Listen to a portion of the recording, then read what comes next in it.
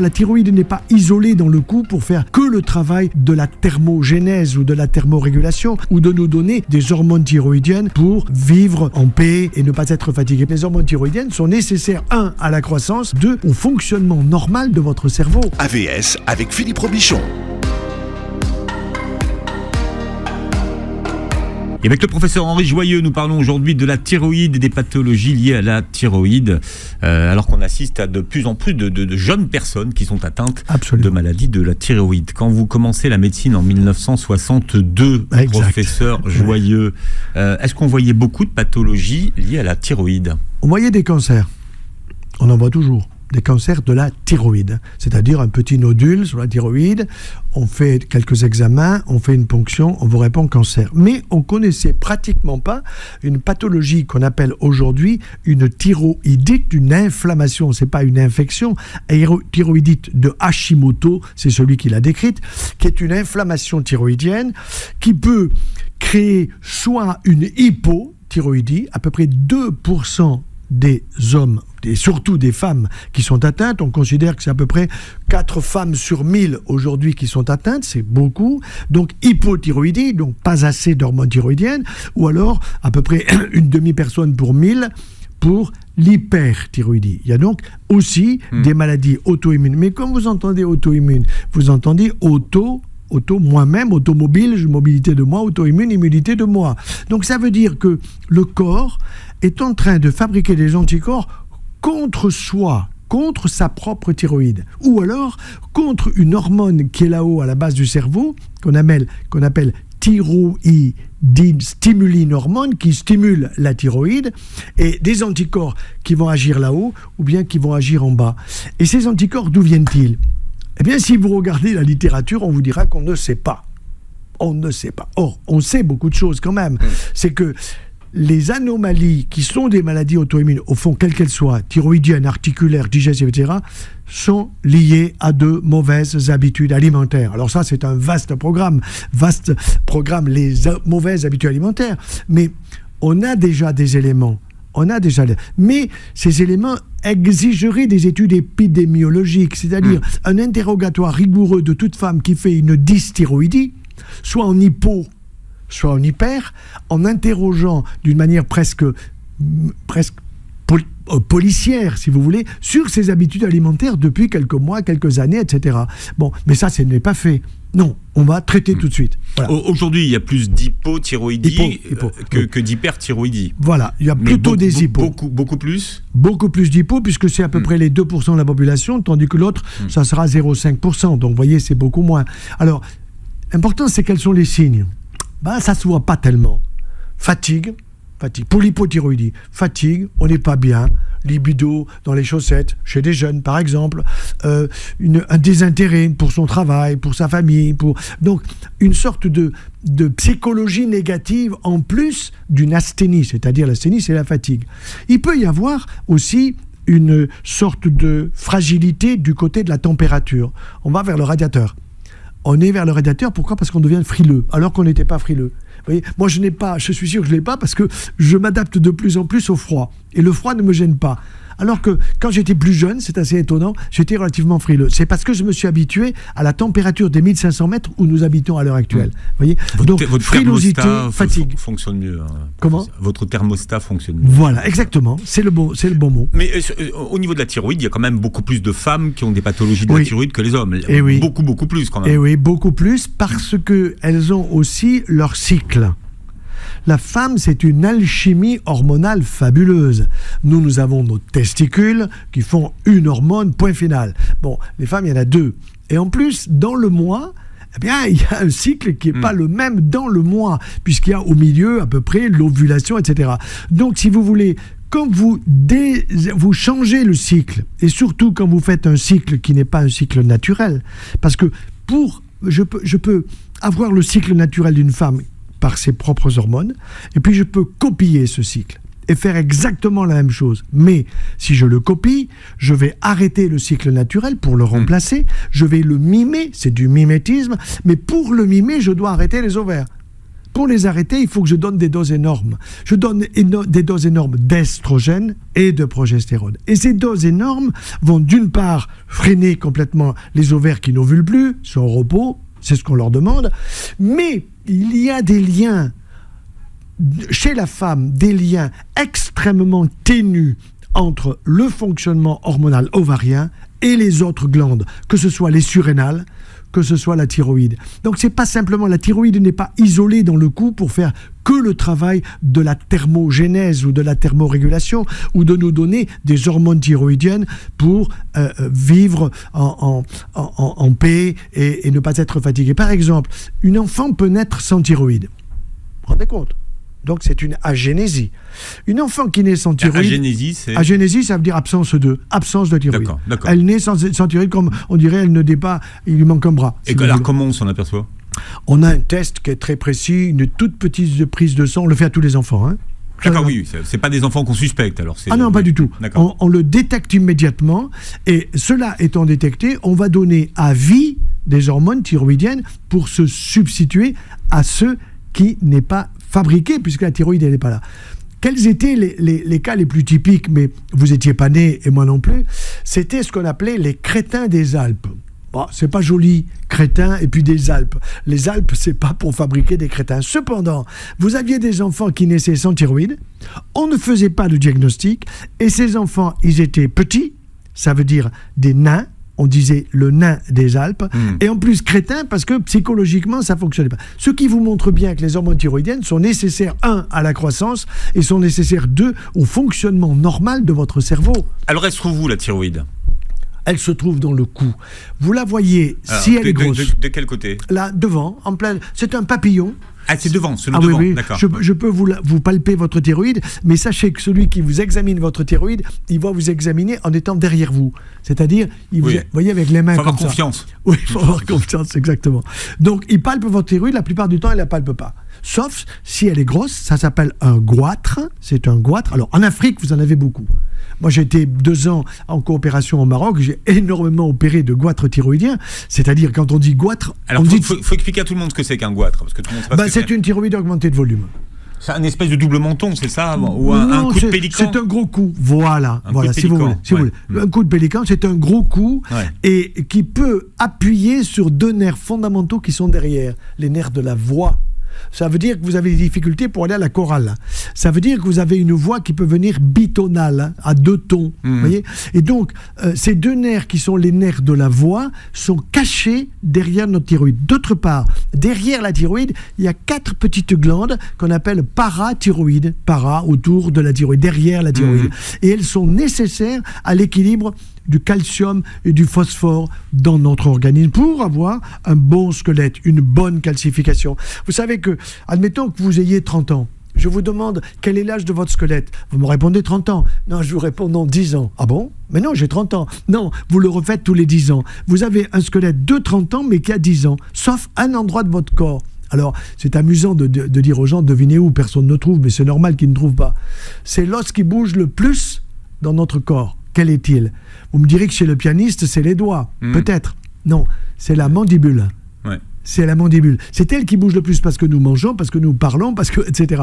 Donc, cet os-là, nous le refaisons tous les 5 ans. Je l'ai vu dans votre précédent livre. Exact. Sur la vie des centenaires. Exactement. Ça ressemble à quoi une thyroïde ? Un papillon qui a une épaisseur, une hauteur de 6-7 cm, vous voyez, qui est plutôt derrière le cou. On ne le voit pas tellement, même chez quelqu'un qui est un homme qui a une pomme d'Adam, comme l'on dit, la femme, il n'y a pas la pomme d'Ève. Hein. Et si elle est grosse, alors le cou grossit, manifestement. Vous pouvez faire le diagnostic dans le métro. Et parfois, la thyroïde va descendre. Alors, on va parler d'une thyroïde plongeante ou d'un goitre plongeant. Elle plonge où ? Derrière le sternum. Alors là, vous ne la voyez pas. Par contre, sur un scanner, sur une IRM, vous allez la voir parfaitement.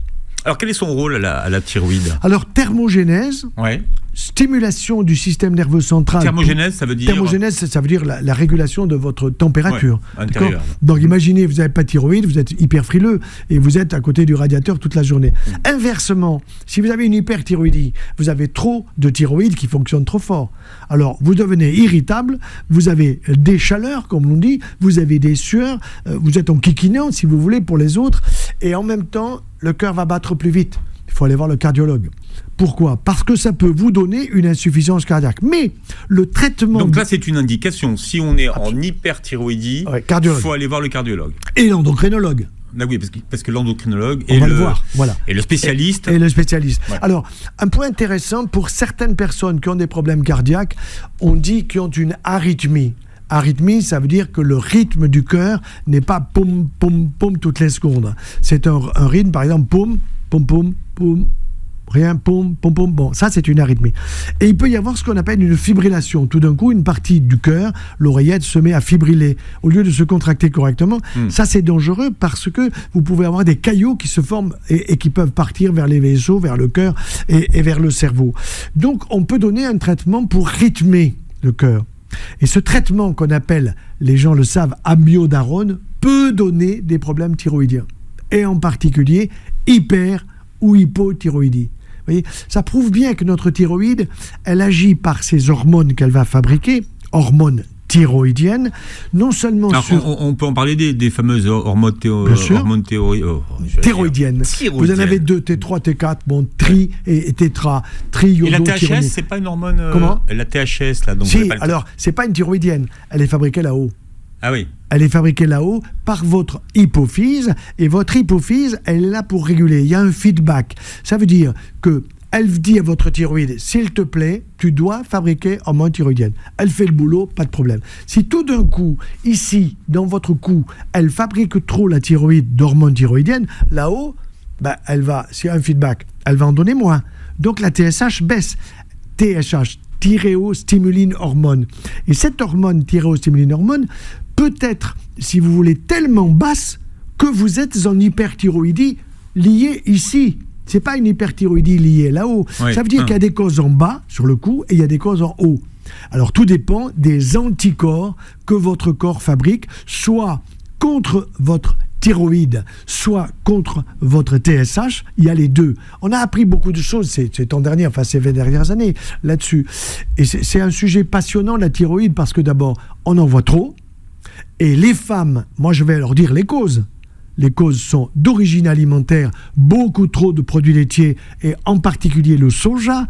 Dans le soja... Alors quel est le lien que vous faites entre les produits laitiers et la thyroïde ? Eh bien, c'est que les produits laitiers appellent des facteurs de croissance. D'après vous, le lait de la vache donne des facteurs de croissance plutôt pour le veau que pour le petit humain, puisque les facteurs de croissance sont destinés à la croissance de cet animal qui naît sur ses propres pattes, alors que nous, il nous faut 1 an pour nous mettre debout. Bon, par contre, nos facteurs de croissance du lait de maman sont destinés à notre cerveau et à notre immunité. Le lait de la mère, c'est une merveille. Il ne faut pas culpabiliser une femme qui n'allaite pas, mais je sais que, parce que j'ai été donc au pourtour de la Méditerranée et ma femme est d'origine donc d'Alger, les femmes allaitent en Europe. Non, on vous fait croire que le lait de maman est pollué parce que la pollution parisienne, lyonnaise, marseillaise, etc. C'est complètement aberrant. Mais ça, c'est du business. Là-dessus, on va me dire de me taire. Non. Moi, je dis non. J'ai des éléments pour expliquer à une maman que le meilleur aliment de son bébé, c'est tout simplement le lait maternel. Voilà. Et qu'il faut se préparer quand on attend un bébé. Et je dirais que même le mari doit aider son épouse à se préparer à cette future lactation. Bien. Au moins jusqu'à 24 mois. Exactement. Alors, 6 mois, l'OMS vous dit 6 mois intégral, plus 1 année matin et soir, j'appelle ça l'apéritif de bébé. Un petit coup bébé le matin avant de partir au boulot et un petit coup au retour. Voilà, on parle d'un sujet que vous avez été très nombreuses et nombreux à me demander ce matin avec le professeur Joyeux, la thyroïde. On a vu les hormones, la T3, la T4. Quelle est la plus nombreuse, on va dire? La T4. C'est la T4. L'une va vers l'autre, si vous voulez. Vous voyez. Donc il y a toute une alchimie, c'est trop compliqué à expliquer, ça intéresse personne. Mais c'est une merveille biochimique, si vous voulez, pour arriver à la fabrication. Et il faut de l'iode. Et s'il n'y a pas d'iode, ça veut dire que vous ne mangez pas assez de poisson. Ça veut dire que il faut de l'iode, pourquoi ? Parce que triodo, vous entendez triodo ou tétraiodo, vous entendez le iodo c'est l'iode. Et la thyroïde a besoin d'iode, c'est son oligo-élément essentiel. Hier, nous faisions un webinaire sur les oligo-éléments, nous avons parlé de l'iode, du fer, du cuivre, du manganèse, etc. Mais l'iode est vital pour la thyroïde. Pas d'iode, la thyroïde, elle ne fonctionne pas. Donc ça veut dire que beaucoup de gens sont en hypoiodie. iodémie. Iodémie, ça veut dire si vous voulez, concentration de l'iode dans le sang, concentration de l'iode dans les urines, et donc à ce moment-là, il faut les complémenter. Mais le mieux, c'est de prendre du poisson et des fruits de mer. Moi, même à 1500 mètres d'altitude, alors les huîtres, je ne les trouve pas à 1500 mètres d'altitude dans les lacs, mais nous avons les huîtres de Bouzigues qui montent jusque dans les Pyrénées-Orientales, et toutes les semaines, évidemment, on prend des moules et des huîtres. Et là, nous avons l'iode qu'il faut, plus le zinc. Oui, mais il y a aussi de l'iode dans les végétaux, hein. Tout à fait, vous avez de l'iode dans les végétaux qui poussent au bord de la mer. Ça, c'est très important. Donc, ça veut dire que tout le pourtour de la Méditerranée, de ce côté-là, il est en avance sur les autres. Il vaut mieux être là que de vivre à l'autre extrémité de l'Europe, sauf si vous êtes au bord de certains lacs dans lesquels on trouvera de l'iode. On en trouve partout sur la planète. Là, il ne faut pas non plus s'affoler. Comment savoir si on absorbe la bonne quantité d'iode, et vous qui êtes parfois pas toujours d'accord avec les oligo-éléments et les compléments alimentaires, est-ce qu'il faudrait justement... Non, moi je dirais prenez du poisson. Compléter en... Non, pas besoin de se compléter. Moi je dirais prenez du poisson 2 à 3 fois par semaine. Et si ma femme était là, elle vous dirait, tout dépend comment tu vas le faire cuire. Parce que si l'iode, en faisant cuire le poisson, vous le retrouvez dans le papillote ou vous le retrouvez dans le cuit-vapeur, au fond du cuit-vapeur, c'est dommage. Donc il y a une cuisson qui est importante. Alors c'est sûr que prendre des huîtres, vous les avez, puisque vous n'allez pas faire cuire les huîtres. Les moules, vous pouvez les faire cuire, mais l'eau de mer, l'eau des huîtres, vous allez la boire dans la soupe du soir, ou bien au moment où vous allez consommer les huîtres. Non, moi je dirais poisson et fruits de mer, franchement, c'est 2-3 fois par semaine, hein. C'est 2-3 fois par semaine. On est beaucoup trop sur les viandes. Je parle des viandes rouges. Peut-être pas assez sur les viandes blanches et pas assez sur les viandes marines. Parce qu'une viande marine... Qu'est-ce que vous appelez une viande marine, professeur ? Sur les poissons. Ah oui. Parce que dans le mot viande, vous avez aussi le fait que vous avez des protéines. Alors les protéines des viandes rouges, des blanches, et puis les protéines des viandes marines. Et viande marine, c'est tout simplement tout ce qui sort de la mer. Et tout ce qui sort de la mer, n'oublions pas que nous sortons de l'eau quand même. Hein. À la fois de l'eau dans le ventre de maman, mais l'humanité sort de l'eau. Voilà, ça c'est toute notre histoire. Comment savoir si on est en hypo ou en hyperthyroïdie ?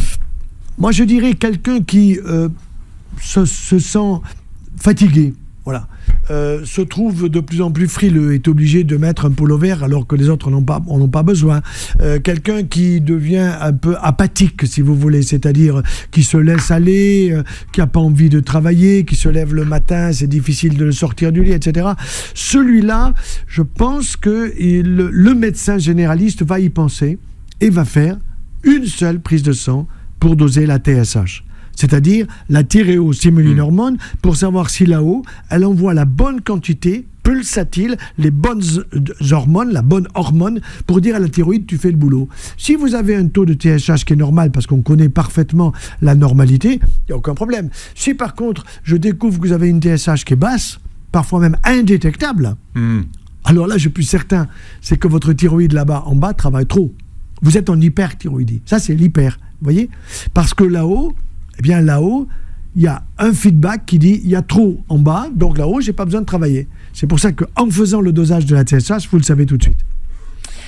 Qu'est-ce qui peut déclencher un dérèglement de la thyroïde ? Est-ce qu'on sait ça ?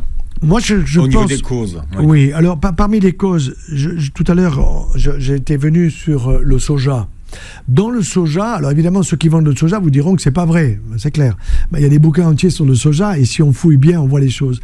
Il y a un élément qu'on appelle la goitrine. Tiens, vous avez entendu le mot goitre tout à l'heure. Quelque chose qui vous donne un goitre, ça peut s'appeler la goitrine. Donc, il y a des éléments et vous avez des gens qui ont abandonné les produits laitiers animaux. Bon, pourquoi pas, on peut vivre sans, mais qui ont remplacé par un autre produit blanc qui est le lait de soja, le yaourt de soja, le tofu, etc. Et alors là, ils sont gavés de soja. Gavés au sens, vous en prenez trop. Et alors, il ne s'agit pas de dire ne pas en prendre, mais si vous en prenez trop matin, midi et soir, vous risquez un jour ou l'autre de vous retrouver avec une anomalie thyroïdienne qui sera pas nécessairement un goitre, c'est-à-dire un volume du coup qui va augmenter par la thyroïde, mais qui peut être déjà une hypothyroïdie, c'est-à-dire une maladie auto-immune où votre thyroïde reçoit des anticorps contre elle. Alors, peu importe les noms parce qu'ils sont assez complexes, et les anticorps, c'est la bagarre, on l'a appris beaucoup avec les vaccins, c'est la bagarre antigène-anticorps. Si vous avez un anticorps qui va bousiller, taper contre votre thyroïde et que c'est lui qui gagne la partie sur l'antigène qui est naturel, qui est l'hormone thyroïdienne, à ce moment-là, vous n'allez pas en fabriquer assez. Alors, quel est le traitement de l'hypothyroïdie et quel est le traitement de l'hyperthyroïdie ? Excellente question. L'hypothyroïdie, vous allez remplacer la thyroïde. Imaginons que je vois Madame Dupont, puisque c'est surtout une dame que je vais voir, et qui a justement la fatigue, etc. Je fais un dosage, je la rappelle, Madame, venez me voir, vous inquiétez pas, il n'y a rien de grave, mais vous avez une thyroïde qui fonctionne peut-être pas assez. Bon, donc il faut faire un dosage des anticorps. Recherchez dans votre sang les anticorps. Et je vais trouver des anticorps qui doivent être à moins de 30, ils sont à 400, 500, 1200. Bon, donc je vais mettre sa thyroïde au repos. Pour la mettre au repos, je vais la remplacer. Je vais la remplacer par quoi ? Par l'hormone thyroïdienne synthétique. C'est-à-dire, les chimistes nous ont appris qu'il était capable de synthétiser l'hormone thyroïdienne qu'elle ne fabrique pas assez parce qu'elle est détruite par les anticorps. Pas de problème, et la bonne dame, elle va repartir. Alors, on ne va pas donner des doses énormes. Parce que, par exemple, si on parle de la quantité qu'il faut, les gens qui nous écoutent vont dire « Ah bon, c'est bon, moi je prends que 50 ou je prends que 25 ». Vous prenez que 25, ça veut dire quand même que, vous voyez, on va monter progressivement l'apport, puisqu'on va monter jusqu'à 100, parfois 150, si vous êtes grand, très fort, etc. Mais il faut aller doucement pour mettre la thyroïde au repos. Dans un premier temps, vous réduisez la quantité qu'elle fabrique. Au lieu de donner 100, vous allez donner 25. 6 mois plus tard, 3 mois plus tard, vous donnerez 50 et vous montrez. Ou au contraire, vous arrêterez. Donc vous allez suivre cette personne pour avoir son taux de TSH et son taux d'hormone thyroïdienne. Ça, c'est donc une substitution. Traitement hormonal substitutif pour sa thyroïde. Et puis pour l'hyperthyroïdie... Je croyais que vous n'aimiez pas ce mot de... Pour la ménopause. D'accord, oui. Ça, c'est pour la ménopause. Donc ça, vous l'acceptez pour la thyroïde. Et oui, parce que pour la ménopause, c'est une tricherie. Parce que pour vous dites le THM. THM, exactement. Pourquoi ? Parce qu'avant, j'ai tellement harcelé sur THS que les labos, ils ont compris. Parce qu'ils m'écoutent quand même. Ils savent bien que je dis pas que des conneries. Bon, donc, ils ont entendu que THS, c'était pas honnête. Ils sont passés à THM et là-dessus, ils ont raison. Traitement hormonal, la ménopause. Sauf que les femmes n'en ont pas besoin. Bon, en tout cas, ça marche pour la thyroïde. Oui, ça marche pour la thyroïde. Et puis, à l'inverse, donc... Alors, à l'inverse, on va donner, tout simplement, des produits qui sont anti-thyroïdiens. Parce qu'il y a trop d'hormones thyroïdiennes. Et s'il y a trop d'hormones thyroïdiennes, ça s'appelle la maladie de Basedow. Vous pouvez faire le diagnostic très facilement. Basedow, ça s'écrit B-A-S-E-D-O-W. Alors, c'est parce que c'est lui qui l'a décrit, c'est un Américain. Bon. Et la maladie de Basedow, souvent, ça donne une exophthalmie. Ophtalmie, off-œil. Donc, exophthalmie, c'est l'œil qui a tendance... On a un peu les yeux exorbités, c'est ça ? Voilà, on a les yeux un peu exorbités. Et ça, vous pouvez faire le diagnostic comme ça. Vous voyez une dame, en général c'est plutôt les dames, ça peut voir chez les hommes, avec des yeux qui sortent un peu, surtout s'ils la connaissaient avant, vous dites tiens, il y a un problème, qu'est-ce que tu as ? Ben oui, elle a une maladie de Basedow. Et cette maladie de Basedow est liée au fait que là-haut, sur sa TSH, il y a des anticorps anti-TSH. Alors ces anticorps anti-TSH se battent contre l'hormone TSH, et à ce moment-là, vont créer une hyperthyroïdie d'origine haute. Il y a aussi des hyperthyroïdies d'origine basse. Il y a les deux. On va donner tout simplement des antithyroïdiens de synthèse. Alors, ça s'appelle le néomercazole. Ce sont des médicaments, il faut faire attention de ne pas les donner trop vite. Il faut bien étudier ça, les endocrinos savent ça par cœur. Le généraliste ne peut pas s'en sortir, il envoie l'endocrinologue, ça c'est obligatoire, avec passage par le cardiologue. Parce que, nous l'avons dit, le cardiologue va faire un bilan. Madame, je veux vous suivre, vous revoir une fois par an pour voir si votre cœur ne chahute pas. Alors, on peut avoir un nodule thyroïdien, petit nodule là qu'on parle, comme il dit, docteur, j'ai une petite boule, je suis énervé, mon mari m'énerve, ses enfants sont insupportables, etc. Je pleure pour rien. Celle-là, elle a une hyperthyroïdie. Ce nodule, on l'appelle un adénome toxique. Pourquoi toxique ? Parce qu'il est toxique presque pour l'entourage et pour elle-même. Et ce nodule toxique, vous avez 3 solutions. Soit vous donnez les hormones antithyroïdiennes pour stopper l'adénome, soit vous l'opérez. Ça, c'est en dernière analyse, on dit il faut opérer, on va enlever le nodule toxique. Soit vous donnez ce qu'on appelle une irathérapie, c'est-à-dire vous allez donner de l'iode radioactif. Pourquoi ? Parce que ce nodule travaille à la place de la thyroïde, il fabrique trop d'hormones thyroïdiennes, et donc, si je donne de l'iode radioactif pour flinguer, pour fusiller, entre guillemets, l'iode qu'il y a en trop, cette fois-ci, il y en a trop, alors je vais réduire cette hyperthyroïdie. Donc les 3 traitements de l'hyperthyroïdie, c'est d'abord le traitement anti-thyroïdien de synthèse, anti-hormonal. Deuxièmement, ça peut être la chirurgie. Troisièmement, ça peut être une irathérapie, c'est-à-dire l'iode radioactif. Alors expliquez-nous, en cas de bombe nucléaire, par exemple, ou d'accident sur une centrale nucléaire, pourquoi est-ce qu'on nous donne de l'iode ? Et pourquoi vous utilisez l'expression iode radioactif ? Parce que là, il faut saturer votre thyroïde. C'est-à-dire que vous avez, si vous voulez, une irradiation, Tchernobyl, tout ce que vous pouvez imaginer, et vous allez avoir une irradiation qui va toucher votre thyroïde, qui se renouvelle très vite. Les hormones thyroïdiennes se renouvellent très vite, et donc il faut saturer cette thyroïde, parce que sinon, elle va prendre directement la radioactivité sur son propre iode, et vous risquez d'avoir un cancer thyroïdien. Il m'est arrivé d'opérer un jeune, à l'époque j'étais à l'Institut Curie à Paris, un jeune qui avait 15 ans. Je le vois un jour à un mariage, ce gosse, très sympa. Il me salue, puis je vois qu'il a une boule. Vous voyez ? Il a pas un goitre, mais on voit. Il a une boule dans le cou. Une petite boule dans le cou. Ouais. Je touche ça, oula, et dans ma tête, je me dis, oula, c'est dur, c'est pas normal. C'est pas un kyste. C'est la consistance d'un kyste et la consistance d'une boule cancéreuse, c'est pas la même chose. Je vais voir les parents. Et je lui dis, votre fils, là, il a un nodule au cou qui ne va pas. Ah, il ne fout rien à l'école. Enfin, les parents, vous savez, vous sortent les trucs de l'école. Je lui dis, non, mais peut-être qu'il ne fout rien à l'école. Mais moi, je vais vous dire, ça, il ne faut pas garder. Hein. Moi, je vous dis, ça, c'est dangereux. Ah bon ? Bon, ils savent que le cancérologue, je vois le jeune, on fait une ponction cancer thyroïdien. J'ai passé 7 heures dans son cou. 7 heures dans son cou. Pourquoi ? Parce que tous les ganglions autour étaient atteints. Pourquoi ? Parce que notre thyroïde, elle est génialement constituée et elle a un système de protection ganglionnaire dans les ganglions du cou qui sont là normalement pour la protéger. Mais si vous avez un cancer sur la thyroïde, la cellule cancéreuse, elle n'est pas très sympa. Elle fout le camp sur les ganglions.